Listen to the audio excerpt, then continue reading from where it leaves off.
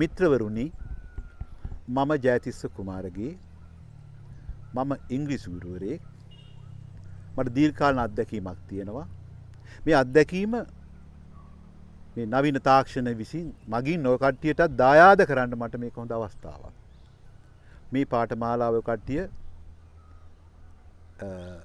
ආසාවෙන් කරගෙන ගියොත් ඉංග්‍රීසි පිළිබඳ තියෙන දේශීය විදේශීය වෘත්තීයමය සෙසු විභාග අද තියෙනවා නම් ඉංග්‍රීසි සුදුසු තෝරාගන්නට IELTS වගේ විභාග ඊට වඩා තවත් ඉදිරි ආකාරයේ විභාග ඒ සේරම භාෂාව තුල තියෙන්නේ මම සමස්ත භාෂාවේ හරය කට්ටියට දෙන්නම් බරක් නැතුව සතුටින් භුක්ති විඳින්න. right මම දැන් එනවා භාෂාවේ මුලට. භාෂාවේ මුල තියෙන්නේ අකුරු 26ක්. අපි ලංකාවේ පාසල් ගිය හැම දරුවෙක්මත් වැඩිහිටියෙක්මත් මේ අකුරු 26 දන්නවා. ආරෝග්‍ය ශාලාවට ගියත් A වාටුව B වාටුව මේ අකුරු ටික තියෙනවා. ඒකෙන් මම දැන් ගන්නවා මේ පළවෙනි අකුර A අකුර. මේ A අකුර අපි විවිධ තේරුම් තියෙනවා ඒකට. A1 කියනවා නියමයි කියන්ට. අපි සිංහලෙන් කියන්නේ ඇඟිල්ලක් හැමුසලා නියමයි කියලා. ඉංග්‍රීසියේදී උගක් කරලා මේ A1 කියන එක තමයි දාන්නේ. ඒක නෙමෙයි මම කියන්න යන්නේ නිකන් ඒ අකුරේ තියෙන වැදගත්කම් ගොඩාක්. එක මම ඒ අකුරේ සරල මාර්ථයට එනවා. මම කියනවා a river කියලා. river කියන්නේ ඒක වචන නාම පදයක් ගඟ දාපුහම මොකද වෙන්නේ දැන්? ගඟක් වුණා. අර අල් කයන් සිංහලෙන් අපි කියද්දි ගෙදරක් ගහක් ළමයෙක් මිනිසෙක් දැන් ඔකට ඒක කියන්න පුළුවන්. A man, a child, a mother, a father, a brother, a sister, මාවක් පියෙක් සහෝදරියක් සහෝදරියෙක්. දැන් අපි කියමු එහෙනම් මම සිංහලෙන් කියනවා හිතින් බලාගෙන කියන්න. a road පාරක් කියුණා. මම සිංහලෙන් කිව්වොත් ඉංග්‍රීසියෙන් බලන්න හිතන්න. a week සතියක් a day දැන් හිතෙනවා දවසක්. හරි. දැන් අපි මේ a භාවිතා කරලානේ අල් කයන්න ගත්තේ. සමහර වචන වල මුල් අකුරෙන් මේ a කියන හඬ වාගෙම ස්වර හඬක් ප්‍රකාශ වෙනවා. මේ ස්වර හඬ දෙකක් එකට කරද්දී වැරක් යොදන්න ඕනේ. මං කිව්වොත් එලිෆන්ට් කියන එකට එලිෆන්ට් වැරක් යොදන්න ඕනේ. වචන ගොඩක් වෙනස් කරන්න තියෙනවා. නමුත් මේ ඉංග්‍රීසි ඒ මුල් ගුරුවරු එතෙන්ට n කියලා යෙදුමක් යෙදුවා. n කියලා කිව්වහම අර්ථය කිසි වෙනසක් වෙන ස්වර පහසුව තකා පමණයි a වෙනුවට n යොදන්නේ. වෙන වෙන රහස්ගත තේරුමක් ඒකේ නැහැ. මේ ස්වර හඬවල් ප්‍රකාශ වෙන වකුරු පහක් තියෙනවා අහලා තියෙනවා. vowels කියනවා a e i o u. මේ අකුරු පහෙන් මම එකකට එක උදාහරණ බැගින් දැන් අරගෙන ගන්නම් බලන්න අර්ථ ප්‍රකාශ වෙනවද කියලා. මම කියනවා ඒ අකුරෙන් අරන් ලේසි an x පොරවක් කිටේරියක්. දැන් අපි ගමු ඊ අකුරෙන් එකක් අපි ගමු. අපි කියනවා ambulance. ambulance ගිලන් රථය. an ambulance ගිලන් රථයක්. අයි අකුරෙන් අපි ගමු. island දූපත. an island දූපතක්. ඕ අකුරෙන් අපි ගමු. පාසු එකක්. orphan ORPHAN අනාථ දරුවා දෙමව්පියන් නැති. an orphan අනාථ දරුවෙක්. දැන් ගමු U අකුරෙන් අපි වචනයක්. අපි කියමු U අකුරෙන් නිතරම අපි කියනවා umbrella. an umbrella කුඩයක්. අර්ථය කිසිම වෙනසක් නැහැ. අ වෙනුවට උච්චාරණ පහසුව සඳහා an දැම්මා පමණි. දැන් අපි වචනයක් දෙකක් කියලා බලමු. an engineer ඉංජිනේරුවෙක්. an apple ගෙඩියක්.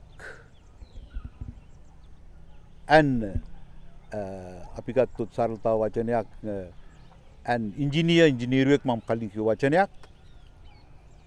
and eye ඇසක් and ear කනක් අපි ගත්තොත් ඒ හඬවල් වලින් ප්‍රකාශ වෙන ඒ අල්කායන්නේ හඬ යුව අකුරෙන් පටන් ගන්න හැම වචනකම පොදු නැහැ. අපි ගත්තොත් යුනිවර්සිටි කියලා.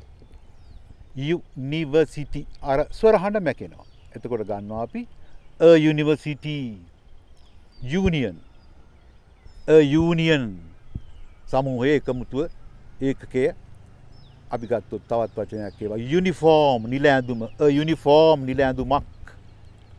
ඒ වගේම තමයි ඒකට දෙන යුව අකුරෙන් පටන් ගන්න ස්වර හඬ මැකුණු වචනයක් ඉස්සරහට ඇන් වෙනුවට a යෙදුණු බව. ඒ වගේම එච් අකුරෙන් පටන් ගන්න වචන තියෙනවා සමහර. එච් අකුර ගොළුයි තියෙන්නේ. අපි කිව්වොත් HOT hot, HIT hit, HAT hat හයන්. නමුත් HOUR පැය. අව එච් අකුර ගොළුයි. ඇන්නව පැයක් වුණා. ඒ වගේම අපි ගත්තොත් එච් අකුර ඔන ගෞරවය. HONOUR and honor ගෞරවයක්. දැන් අපි තේරුම් ගන්න ඕනේ එච් අකුරේ ස්වර හඬ ප්‍රකාශ වුණු තැනදී ඒ වෙනුවට ඇන් ආපු බවත් යු අකුරේ ස්වර හඬ මැකුණු තැන්වලදී ඇන් වෙනුවට ආපු බවත්. දැන් අපි මේ වචන වල වාක්‍යයක් හදමු. කීපයක් හදලා බලමු.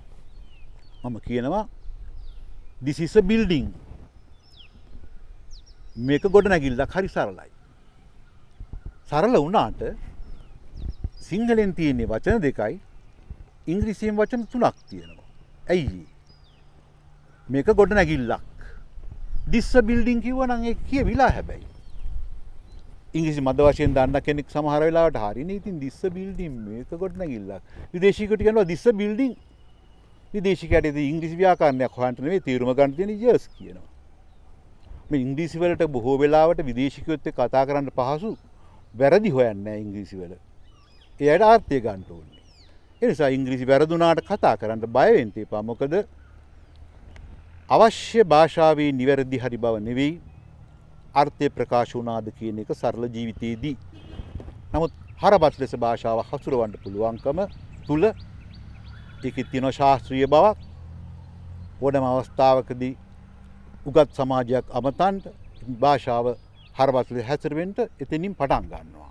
මේ කැඩිච්ච ඉංග්‍රීසියෙන් තමයි පටන් ගන්න තියෙන්නේ නිවැරදි ඉංග්‍රීසි යන්න. අපි වැටිලා පොඩි ඉඳලා නැගිට්ටේ පොඩි කාලේ. මේ වැටුණු කාලේ පහු වෙන්නම ඕන නිවැරදි තැනට එන්න. එහෙම නැතුව කවුරු හරි එදා ඉඳලා හරි ඉංග්‍රීසි කතා කරා කිව්වහම ඒක බොරුවක් වෙන්න බෑ. සිංහල වුණත් අපිට පොඩි කාලේ වතුර කියන්නේ නැතුව බෝ කියලානේ කිව්වේ.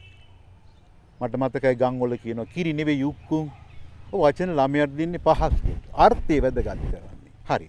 දැන් අපි අර කිව්ව විදිහට වාක්‍යවල යොදමු තවත්. මම කියනවා අරක ස්කෝලයක් පාසලක්. that is a school.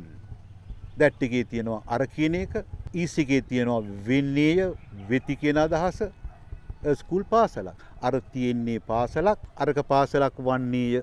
මේ අර්ථ දෙකකින්ම ගන්න පුළුවන්. නමුත් ව්‍යවහාරික පහසු අර්ථයේ තුන්වෙනි එක අරක ස්කෝලයක් අරක පාසලක් කතා කරන භාෂාවේදී.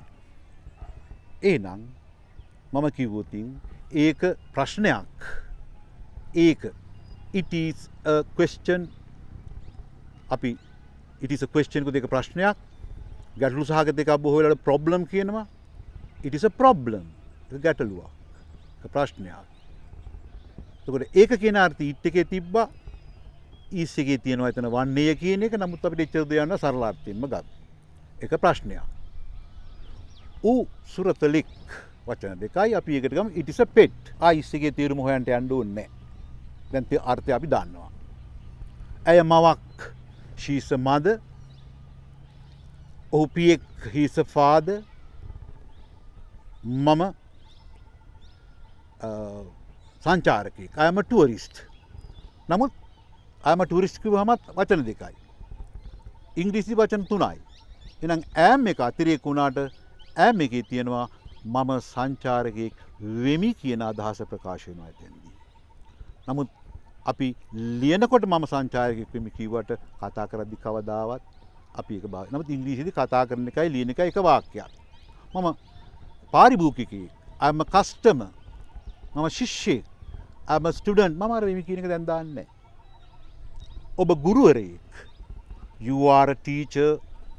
ආයකේ තියෙනවා ඔබ ගුරුවරයෙක් වන්නේ කියන එක. නමුත් ඒකත් අපට අවශ්‍ය නැහැ. ඔබ විදේශිකයෙක්. You are a foreigner. ඔබ ළමයෙක්. You are a child.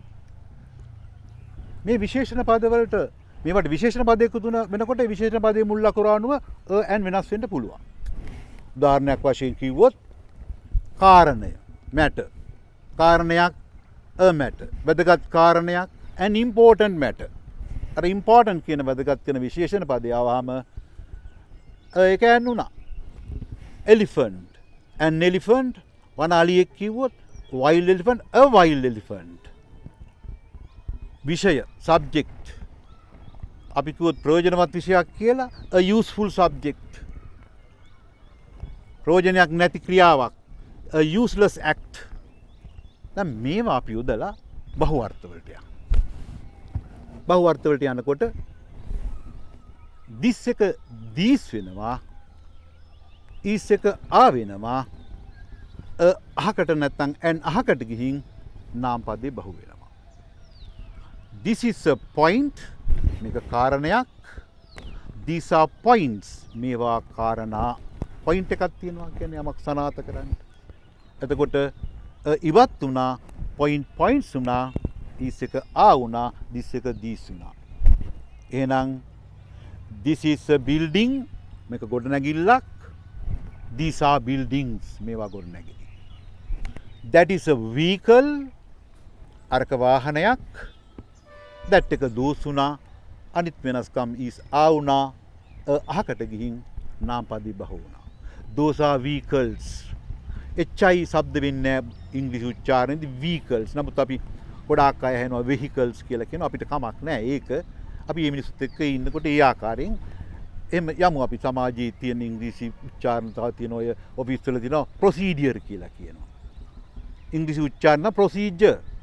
අපිට සමාජයේ වාගේ අඩුපාඩුකම් බැරි තියෙනවා.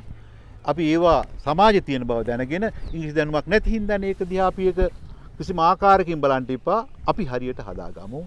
උදව්වක් කරන්න පුළුවන් ඒක හදන්න අපි උදව් කරමු.